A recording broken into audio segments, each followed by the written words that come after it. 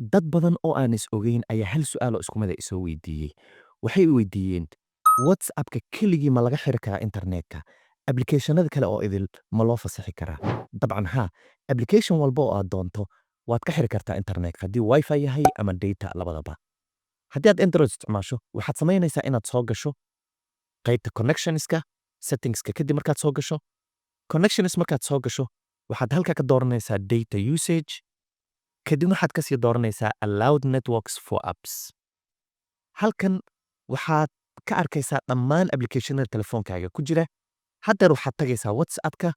Marka aad sidaa u doorato, waxaa kuu soo baxaya Wi-Fi only miyaad doonaysaa inaad ku isticmaasho, mise data keliya ayaad ku isticmaalaysaa, mise mobile data iyo Wi-Fi labadaba waad u oggolaanaysaa. Haddii labadaba aad u oggolaanayso, midka sare dooro. Haddii Wi-Fi keliya aad u oggolaanaysana, waxaad leedahay Wi-Fi keliya u oggolow. Haddii aad u oggolaanayso data keliyana, waxaad dooranaysaa mobile data preferred. Taa marka waxay kuu suuragelinaysaa, tusaale ahaan haddii aad Wi-Fi aad isticmaasho, waa inaad doorataa mobile data preferred, mobile data keliya u oggolow, because haddii kale Wi-Fi-gu wuu isticmaalayaa.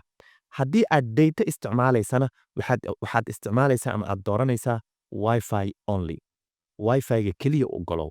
Markaad Wi-Fi hesho keliya ayuu WhatsApp-kaaga internet isticmaalayaa, mobile data ma isticmaalayo.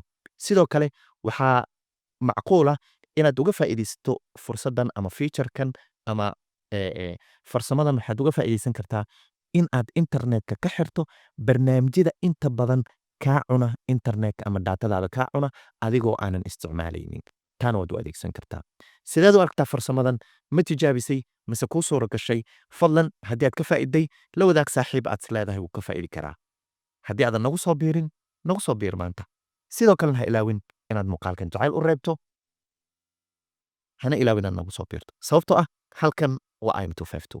Wax badan ayaad ka faa'iidi doontaa ilaa idankii. Nabadgelyo inta muuqaalka xiga laga gaariyo.